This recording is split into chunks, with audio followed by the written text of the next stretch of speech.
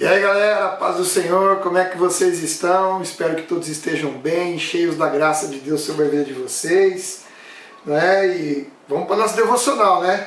Segundo Crônicas, a partir do capítulo 19, lembrando que nós não vamos aqui esgotar as verdades destes textos, até porque é impossível, de tanta riqueza que existe neles. É apenas um compartilhamento de algumas coisas para chamar a sua atenção, para que você se sinta sempre estimulado a ler e a ver coisas que às vezes passa batido, né? Gostaria que você também, se você quiser, que você compartilhasse no final do vídeo, você pode colocar ali seu comentário a respeito desses textos, das impressões que você teve, e se você puder compartilhar, eu agradeço, porque todos nós precisamos nos enriquecer cada vez mais com a palavra de Deus, amém? Segundo Crônicas, capítulo 19, Josafá, cara, que loucura! Por isso que Paulo escreve que a palavra de Deus é loucura para aqueles que não creem, né? É loucura mesmo, cara. Você vê aqui, é impressionante, né? Impressionante. Vamos começar então. Josafá aqui, ele tinha feito lá uma aliança, né? Uma aliança com Acabe, e até casou o filho dele com a Atalia. Jezabel era a mulher do Acabe, aquela filha do demônio. E a Atalia era a filhinha do demônio também. É uma mulher que não presta, que não vale nada. Nós vamos ver daqui a pouco, lá na frente, nós vamos ver o que essa mulher fez, tá? Mas aqui, o profeta Jeú, ele foi e advertiu Josafá. Ele diz assim no capítulo 19, verso 2. Porque o rei ajuda os perversos e ama os que odeiam ao Senhor. O ama aqui, tá? O sentido desse ama, o verbo amar aqui, que está colocado aqui, expressa uma fidelidade a uma aliança. É a expressão de uma fidelidade a uma aliança. O que Deus está dizendo é o seguinte: olha, veja bem, você tem uma aliança comigo. Como que você pode fazer uma aliança com alguém que não tem nada comigo? É incompatível. São duas coisas que não se misturam. É a água e o óleo, não tem como misturar. Jamais, você não vai conseguir isso. Então, o que Deus estava falando aqui para Josafá e fala para mim e para você, é que é incompatível alianças com pessoas que não têm a mesma fé, com pessoas que não professam o mesmo Deus, com pessoas que não têm o mesmo apego, entendeu? Então aqui, nós podemos nos lembrar aqui, por exemplo, de João, 1 João capítulo 2, verso 15 até o 17, quando ele diz: não ame o mundo nem o que nele existe, porque o mundo não vai trazer nada de bom para você, porque o mundo ele oferece coisas que o Pai não ama, que o Pai não gosta, que o Pai é onde não está o Pai. E se você amar o mundo, você não vai ter nada com Deus, porque as coisas do mundo não provêm de Deus, né? Isso não provém de Deus. O orgulho, as realizações pessoais, as coisas que o mundo procura, não provém de Deus. É uma verdade. Tiago já é mais radical, lá em 4,4 ele diz assim: adúlteros, vocês não sabem que a amizade com o mundo constitui inimizade com Deus? Por quê? Porque é fácil, só você analisar assim, ó. Analisa assim: o que move o mundo hoje? Se não é o orgulho, se não é a vaidade, se não é os projetos pessoais, se não é, por exemplo, o interesse das pessoas em se projetar, em alcançar coisas que está fora do projeto de Deus, que não tem nada a ver com Deus. Então, se você se aliar a esse tipo de gente, né, fazendo alianças com eles, o que vai acontecer? Você vai se tornar igual a eles. Então, a sua aliança com Deus, você quando firmou a sua aliança com Cristo, você firmou uma aliança para você mostrar para as pessoas quem é Cristo, entendeu? Através do quê? Através do Evangelho do Reino de Deus, através de um comportamento ético, através de um comportamento moral, através de princípios e valores que agregam esperança, que agregam amor, que agregam graça de Deus sobre a vida das pessoas. E como você vai compatibilizar isso com o egoísmo, com a ganância, com a vaidade, com os palavrões, não tem como, é incompatível. Por isso você tem que tomar cuidado, entendeu? Nós somos influenciadores. Todo cristão, ele é um influenciador. Por que influenciador? Porque Jesus disse que você é sal. Ou seja, você enfrenta os erros do mundo com o Evangelho, com atitudes que revelam o Evangelho. Como é que você combate a falta de ética? Sendo ético. Como é que você combate a desesperança? Mostrando a esperança. Como você combate, por exemplo, a falta de moralidade? Sendo uma pessoa que tem um princípio moral. Entendeu? Você não precisa acusar, você precisa viver. E o seu viver vai fazer com que as pessoas vejam.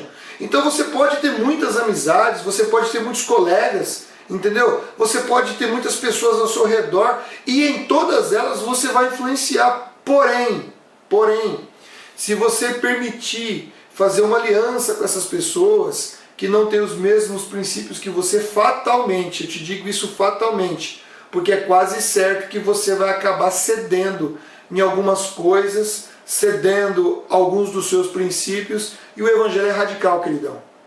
O Evangelho é radical. Você renuncia a si mesmo e segue a Cristo. A única pessoa que você tem que seguir é Cristo. E muitas vezes, nessas amizades, não tem como você seguir a Cristo e seguir essas pessoas. Né? Não tem como. Você vai acabar em algum momento cedendo em alguma coisa. Por isso não tem que haver essa aliança, né? A palavra nos adverte sobre o perigo dessas alianças.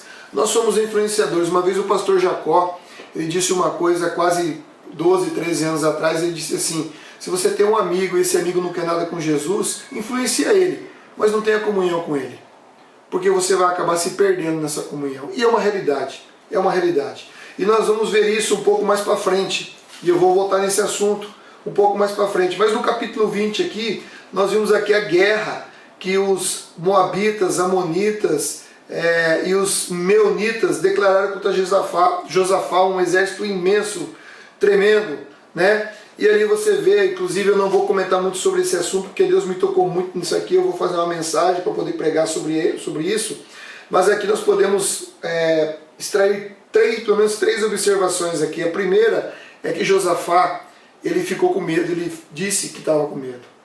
Não é vergonha você declarar a sua fraqueza, a vergonha é você permanecer nela. Então você declara a sua fraqueza para quem? Diante do Senhor, foi o que Josafá fez. A segunda é que ele orou, essa oração que ele fez aqui, ele orou segundo a promessa e segundo a palavra. Segundo a promessa de que Deus, que todas as vezes que o povo se voltasse para Deus, Deus ouviria e livraria eles das angústias. E sobre a palavra, porque ele fala assim: tu não permitistes que nossos antepassados invadissem essas nações. Essas nações aqui, Deus não permitiu que elas fossem invadidas. Então ele estava invocando a palavra. Agora olha o que elas estão fazendo. No passado elas não foram destruídas por ordem do Senhor e agora elas estão nos atacando. E ali Deus, obviamente, Deus ouviu a oração de Josafá e ali de uma maneira extraordinária e fantástica ele deu a vitória para Josafá, e isso é tremendo. E eu falo para você, sem medo de errar, sem medo de errar. Quando você confia em Deus, quando você procura, por exemplo, mas não é só dizer assim: Deus, eu confio em Ti, e ficar agindo da mesma maneira sempre. Não é isso. Quando você confia em Deus, você age segundo os princípios de Deus, você procura Deus, você procura aprender de Deus. Então quando você procura dentro da palavra aprender quem Deus é e a viver conforme Ele quer que você viva, você demonstra que você obedece, que confia nele.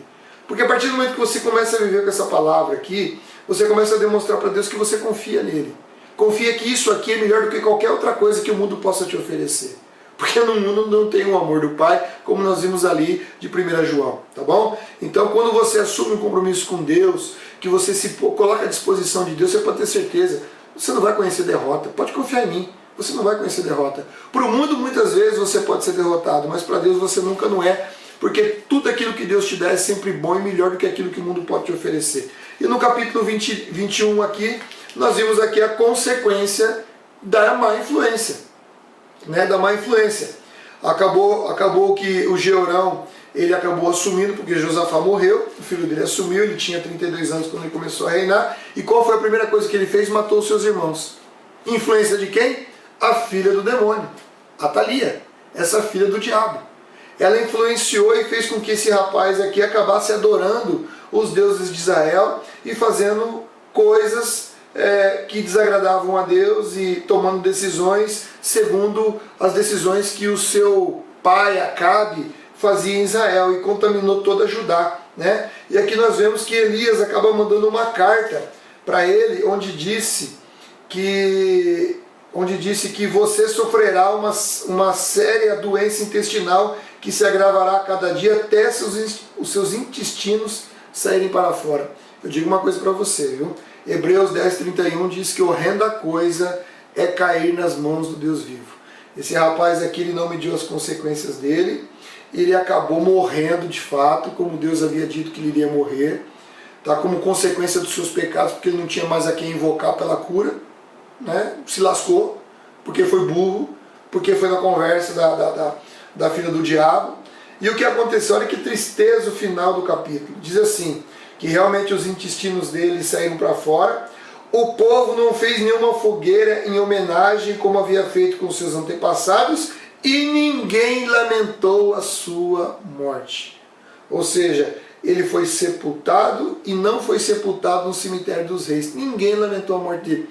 Queridão, presta atenção que eu vou dizer para você. O diabo ensina a fazer. Ele vai ensinar só a fazer, mas não vai ensinar a esconder, não vai ensinar a enfrentar as consequências, não vai ensinar nada. Tudo aquilo que o diabo dá é só para destruição, só para desgraça, só para morte, porque ele veio para matar, roubar e destruir. Entendeu? O pecado causa isso.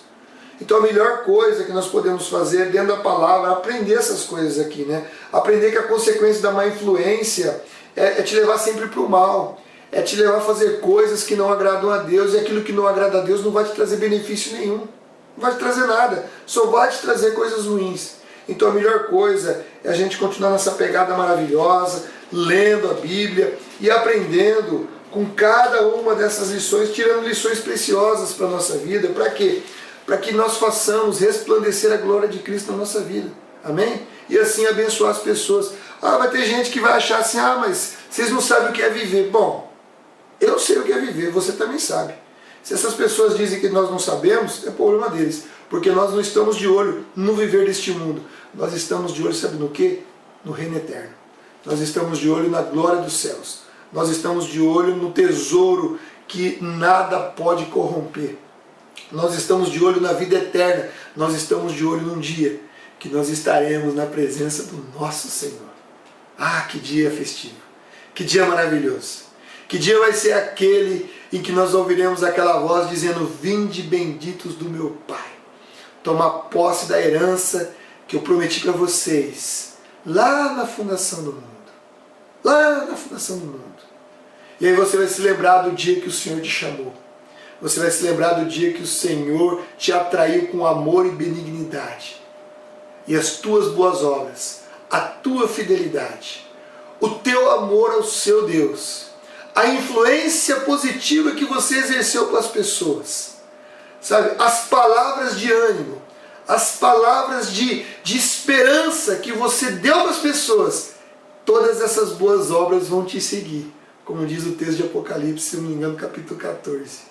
Que as boas obras, você vai descansar da fadiga do mundo e as boas obras acompanharão, que vai ser o galardão lá no céu. Oh, que dia maravilhoso, irmão. Olha para isso.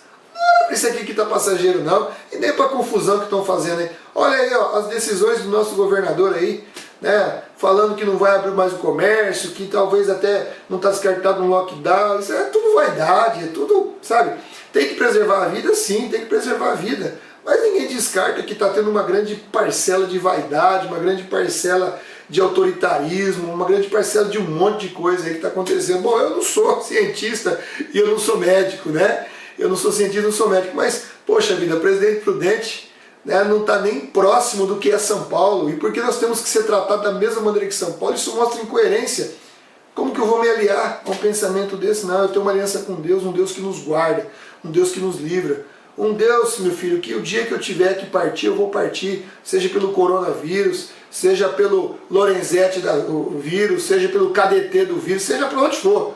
O dia que chegar o meu dia, acabou. Quando Deus chamar a minha senha, eu vou me unir com o meu Senhor, com muita alegria. Amém? Então que Deus te abençoe, que você fique na paz e na graça do Senhor Jesus. Se você gostou, compartilha.